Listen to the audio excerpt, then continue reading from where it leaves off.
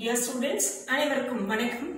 இன்னைக்கு நம்ம 12th standard பாட்னியில தாவரவியல் பாடத்தினுடைய 3வது சாப்டர் குரோமோசோம் அடிப்படையிலான பாரம்பரியம் இந்த பாடத்தினுடைய கண்டினியூட்டி பார்க்க போறோம். சென்ற வகுப்புல பிணைப்பு என்றால் என்ன அப்படிங்கறது பார்த்தோம். பிணைப்பு என்பது இணைப்பும் விலகலும் சேர்ந்தால் பிணைப்பு.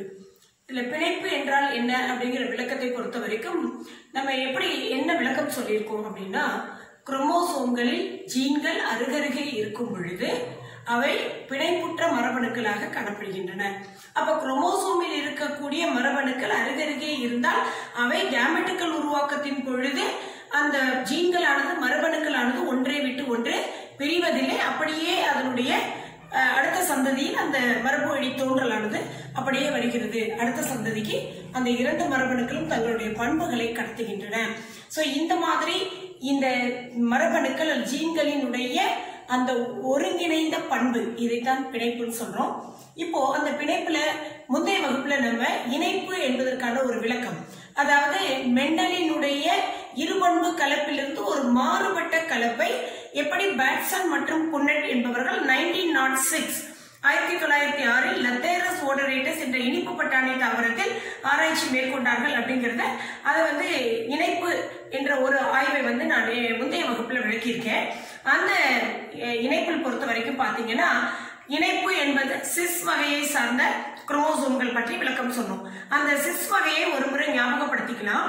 அதாவது சிஸ் அல்லது இணைப்பு அப்படின்னு சொன்னா, ஒரு குரோமோசோமில் ஓங்குத்தன்மைக்குரிய மரபணுக்களின் அல்லீல்களும் அல்லது ஒடுங்குத்தன்மைக்குரிய மரபணுக்களின் அல்லீல்களும்.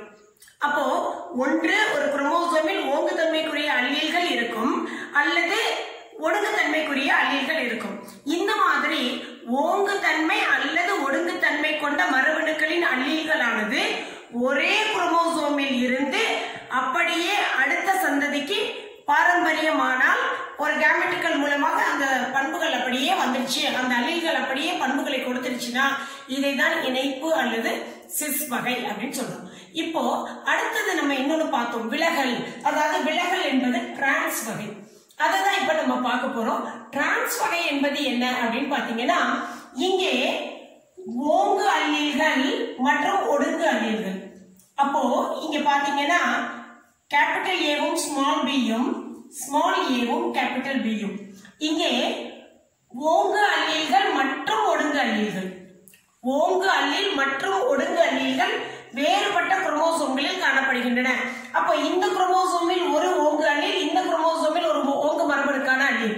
அதே மாதிரி ஒடுங்கு மரபணு அல்லீல் இந்த குரோமோசோமில் ஒன்று, இந்த குரோமோசோமில் ஒன்று.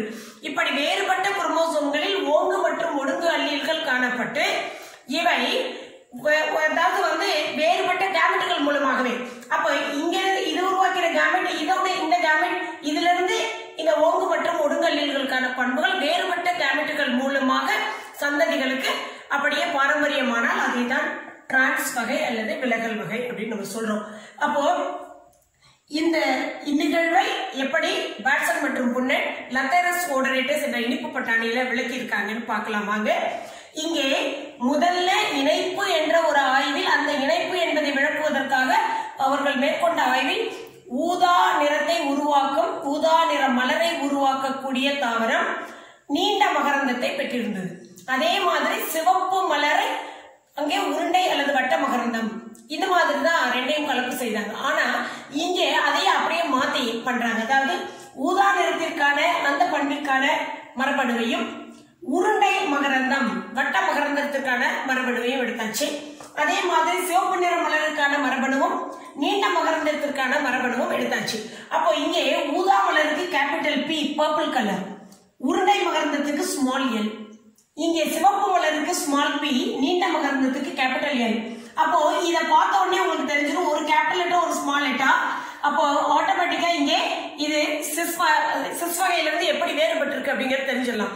அப்ப சிஸ் வகையா இருந்தால் ரெண்டுமே கேபிட்டலா இருக்கும், டிரான்ஸ் வகையா இருந்தா ஒரு கேபிட்டல் ஒரு ஸ்மாலா இருக்கு, அதாவது ஒரு ஓங்கு அல்லீல் ஒரு ஒடுங்கு அல்லீல். ரைட். இப்போ ஊதா மலர் உருண்டை மகரந்தம் உடைய இந்த ஒரு இதுல இருந்து வரக்கூடிய ஒரு கேமெட், இது சிவப்பு மலர் நீண்ட மகரத்துல இருந்து ஒரு கேமெட் எடுக்கப்படுகிறது. அப்ப இங்க இருந்து வரக்கூடியது இந்த கேமெட் ஆனது ஒரு கேபிட்டல் பி ஒரு ஸ்மால் எல் உடனே மற்றும் இங்கே ஒரு ஸ்மால் p ஒரு கேபிட்டல் L ஓட இந்த பெற்றோர்களிடமிருந்து பெறப்பட்டாச்சு. அப்போ இது வந்து ஊதா மலர் வித் உருண்டை மகரந்தம், சிவப்பு மலர் வித் இதுல நீண்ட மகரந்தம். இப்ப இதை கிராஸ் பண்றோம். இந்த மாதிரி இந்த கேமெட்டுகள் இணைக்கப்படும் பொழுது முதல் சந்ததி தோன்றுகிறது. முதல் சந்ததியில் அந்த capital P small L capital L அப்படியே வந்திருக்கு.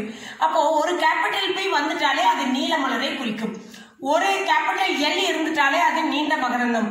அப்ப முதல் சந்ததியில் இங்கே நீல மலர் நீண்ட மகரந்தம் உடைய ஒரு மலரை கொண்ட தாவரங்கள் தோன்றி இருக்கின்றன. இப்போ இவர்கள் இந்த ஆய்வுல F1 ஒடுங்கு பண்புடைய பெற்றோரோட கலப்பிடம் செய்யறாங்க. இப்போ நார்மலா இந்த தாவரத்தினுடைய பெற்றோர்கள் எப்படி இருந்தாங்க நமக்கு முதலான ஆய்வு இணைப்புல தெரியும். நீல மலர் நீண்ட மகரந்தம், சிவப்பு மலர் உருண்டை மகரந்தம், அவங்கதான் ரியல் பேரண்ட். இங்க வந்து அந்த மகரந்தத்தை அப்படியே உருண்டை மகரந்தத்தையும் நீண்ட மகரந்தத்தையும் அப்படியே மாத்தி செய்யறாங்க. அதனால இங்க ஒரிஜினலான பேரண்ட் யாருன்னு பாத்தீங்கன்னா சிவப்பு மலர் உருண்டை மகரந்தம் தான். அப்போ இங்க வந்த F1 சந்ததியுடன் இந்த சிவப்பு மலர் உருண்டை மகரந்தம் ஒடுங்கு பண்புடைய பெற்றோரானது கலப்பினம் செய்யப்பட்டது. அப்படி செய்யப்படும் பொழுது இவற்றிலிருந்து கேமெட்டுகள் எடுக்கப்படுகின்றன. அப்போ கேபிட்டல் P இதுல இருந்து எப்படி வரும் நம்ம சொல்லியிருக்கோம், உங்களுக்கு ஏற்கனவே நான் சொல்லி கொடுத்திருக்கேன். முதல்ல இந்த ஒரு கேரக்டரை போட்டுக்கங்க, அடுத்ததுக்குரிய கேரக்டரை இந்த 2 கேரக்டரையும் இதுக்கு கொடுத்துருங்க, இப்படிதான் நான் சொல்லி கொடுத்திருக்கேன். அப்போ இங்க பாத்தீங்கன்னா capital P capital L capital P small L, small p capital L small p small L. இங்க இருந்து ஒரே ஒரு கேமெட் தான் ஸ்மால் p ஸ்மால் L. அப்ப இந்த 4 விதமான கேமெட்டுகள் இந்த F1 சந்ததியிலிருந்து. இந்த F1 சந்ததி என்பது மாற்று பண்பிணைவு கொண்டவை. இது வந்து ஹெட்டரோசைகஸ், இது ஒத்த பண்பிணைவு கொண்டவை, இது ஹோமோசைகஸ். இப்ப இங்கிருந்து கிடைக்கப்பட்ட இந்த 4 கேமெட்டுகள் இதிலிருந்து கிடைத்த ஒரு கேமெட்டோட கலப்பினம் செய்யப்படுகிறது. அப்படி கிராஸ் பண்ணினா இங்க நமக்கு F2 சந்ததியானது கிடைக்கிறது. F2 சந்ததியில் இந்த கேபிட்டல் P கேபிட்டல் L இந்த ஸ்மால் p ஸ்மால் L ஓட சேரும் பொழுது capital P capital L small p small L கிடைச்சிருச்சு.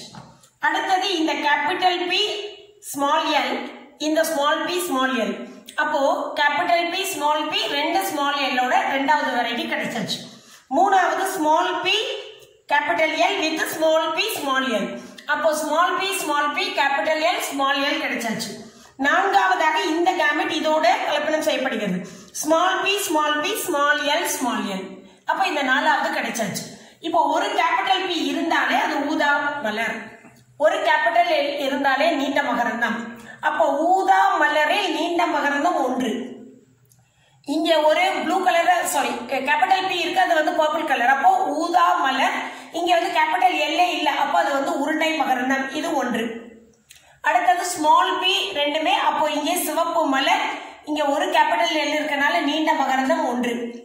இங்கே சிவப்பு மலர் உருண்டை மகரந்தம் 1. அப்போ எதிர்பார்த்த விகிதம் என்னன்னு பாத்தீங்கன்னா 1:1:1:1. ஆனால் இங்க இதுல பாத்தீங்க அப்படின்னா என்ன விகிதம் கிடைச்சிருக்கு அப்படின்னு பார்த்தா 1:7:7:1.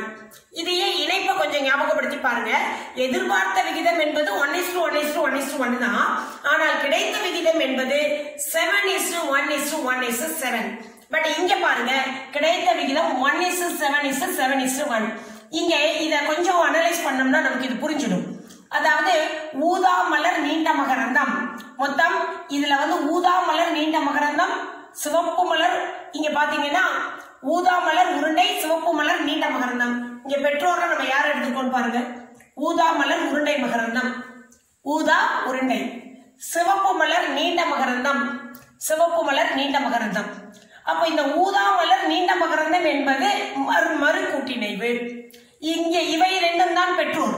நம்ம இந்த விலகலில் நம்ம எடுத்துக்கொண்ட பெற்றோர் வந்து பாத்தீங்கன்னா ஒரு ஓங்கு பண்பும் ஒரு ஒடுங்கு பண்புமாக இருக்கு.